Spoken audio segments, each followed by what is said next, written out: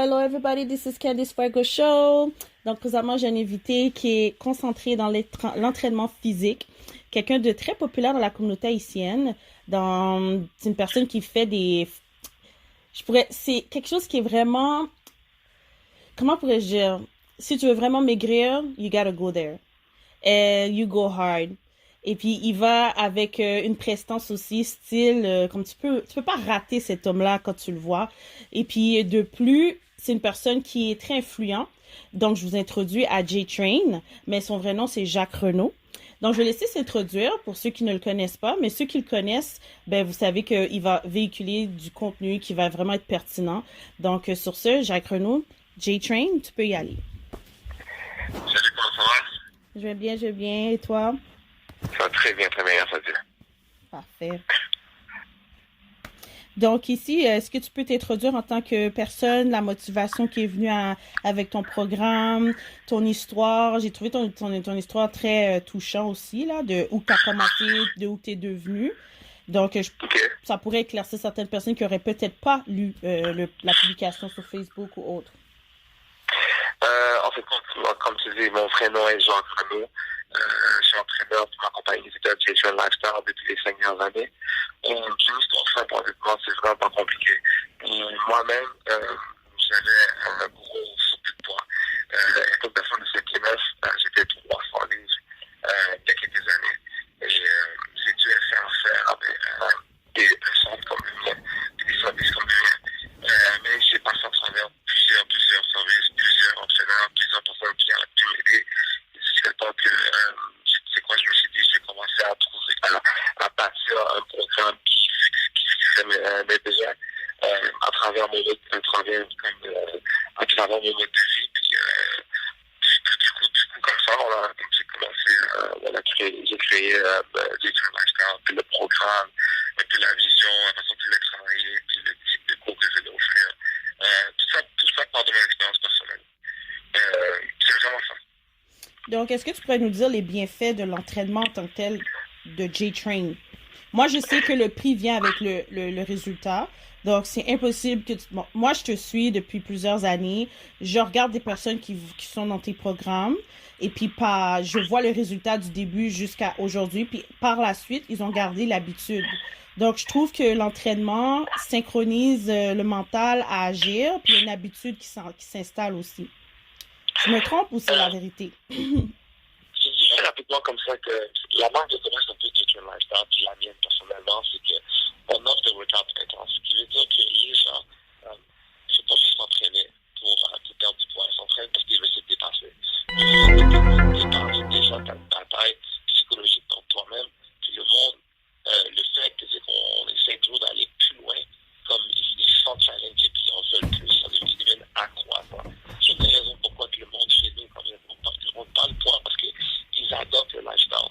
À la fin de la journée, comme moi, c'est une des grosses fiertés que j'ai depuis des années. La perte de poids, ça arrive à tout le monde. Il y a beaucoup moins de perte de poids, right? Puis c'est pour ça que c'est le plus important. Le plus important, c'est de rester comme ça, de ne pas santé, right? Puis moi, c'est ça qui m'a un peu surpris. C'est pas dans perdre du poids, c'est de l'avoir pas aussi.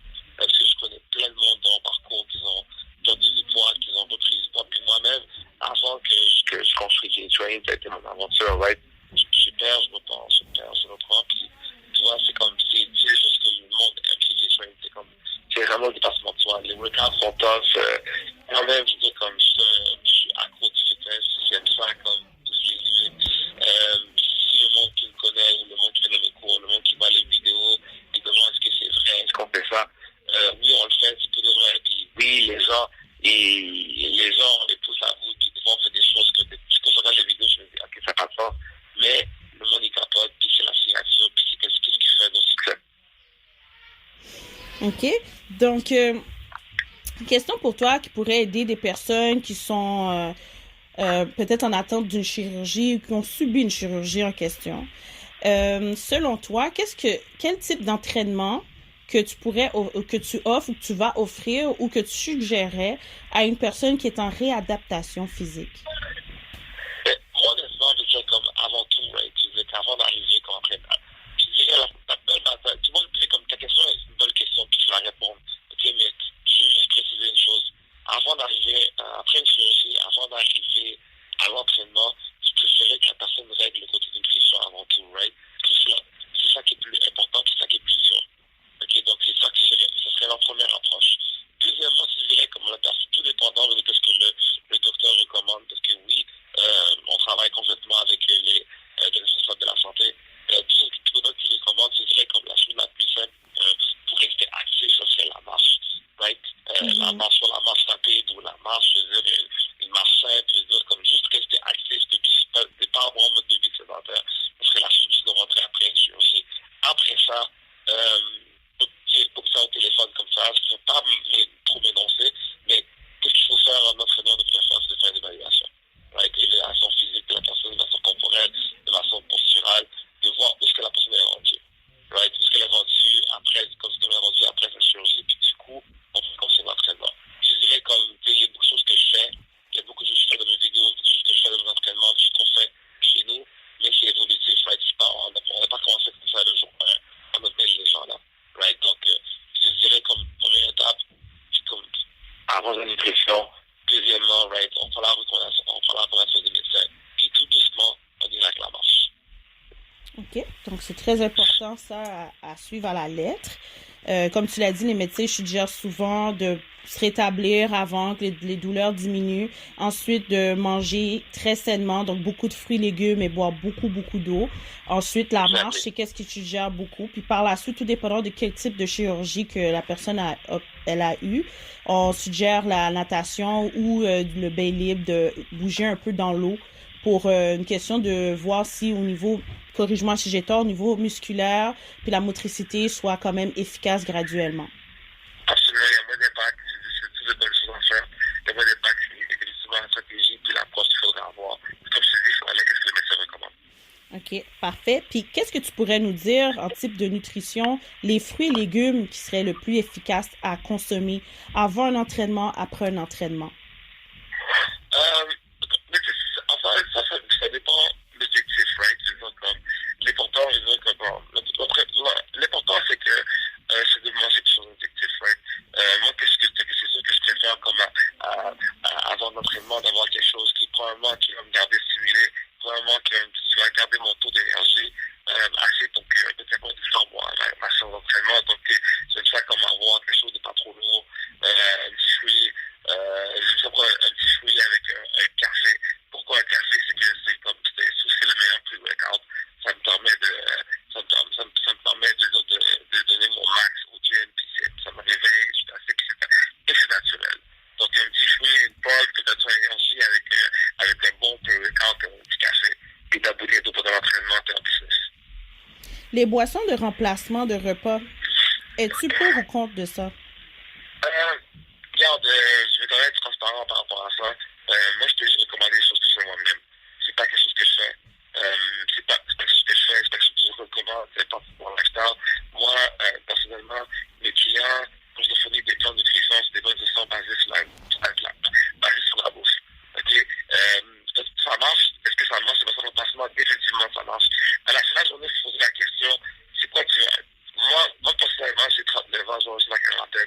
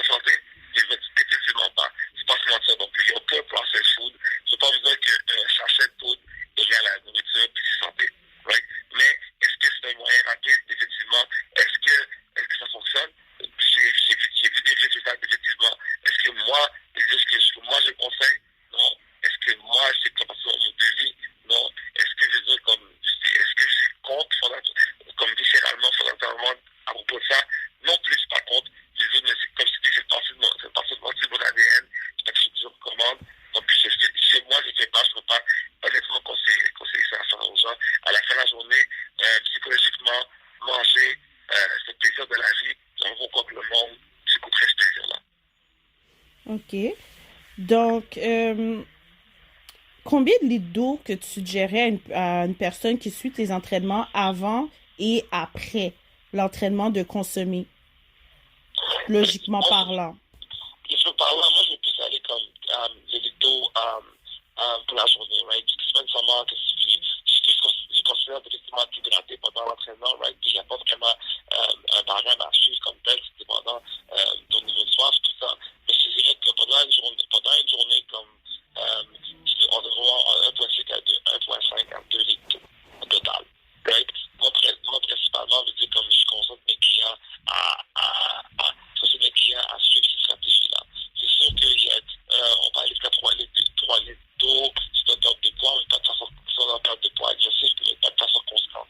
Moi, ce que j'aime faire, c'est que souvent, c'est comme quand on débute une transformation, la première chose qu'on passe, on perd de l'eau. Donc, j'aime ça maximiser comme tes réserves d'eau, puis comme ça, quand t'en perds, ça fait visuellement, ça fait une différence au niveau du corps. Wow, OK. Donc, l'eau, c'est très, très important. Et l'étirement avant un entraînement et après, on nous dit souvent que c'est très important de le faire pour éviter d'avoir pour que ça soit moins douloureux, au fait, après les entraînements. Est-ce que c'est vrai, c'est exact les formations que j'ai ou tu peux élaborer sur l'importance de s'étirer avant un entraînement et après? OK. Et comme tu l'as dit, right, souvent, on veut dire qu'il y a beaucoup de monde qui fait beaucoup d'efforts. Je dirais comme même moi aussi, c'est très souvent le cas. Ça, c'est ce que j'ai de faire beaucoup d'étirements après l'entraînement. Mais à la fin de la journée, il faut s'étirer avant l'entraînement. Il faut préparer l'entraînement, préparer son corps à ce choc-là. Donc oui, il faut s'étirer, il faut s'échauffer, il faut activer. C'est ce qu'il faut faire avant un entraînement. Et après ça, après l'entraînement, oui, je veux dire, les jours après, ou les jours après, oui, tu peux directement t'étirer. Je dirais que l'étirement, right, que je pense que l'approche qu'on a aujourd'hui, c'est que tu t'entraînes, tu t'étires, tu peux t'étirer tout le temps. À la fin de la journée, tu peux t'étirer tout le temps. Que tu t'es entraîné, tu t'es pas entraîné, ça devrait partie de ta routine de vie. À la fin de la journée, je veux dire, on utilise nos membres tous les jours, on marche, je veux dire, on se lève, on brosse nos dents, on va manger, on va au travail, on laisse nos enfants, je veux dire, on utilise nos corps tout le temps. Donc, on devrait s'étirer tout le temps et rester mobile le plus longtemps possible, rester mobile, flexible le plus longtemps possible dans sa vie, c'est important là. Donc, oui, moi, je ne n'aime pas accentuer le fait que tu vas t'étirer après l'entraînement, moi, je s'accentue le fait de t'étirer tous les jours. Le marobat, tu t'entraîner pendant l'entraîner. Mais, c'est sûr qu'avant l'entraînement, il faut préparer l'entraînement, c'est important. Il faut activer, il faut se réchauffer et il faut s'étirer. Parfait. Puis je voulais savoir si quelqu'un, première fois, il va à J-Train, dit bon, je vais essayer J-Train. Est-ce qu'il y a débutants, intermédiaires, avancés, experts, ou c'est vraiment, yo, it's bootcamp, let's do this, you know?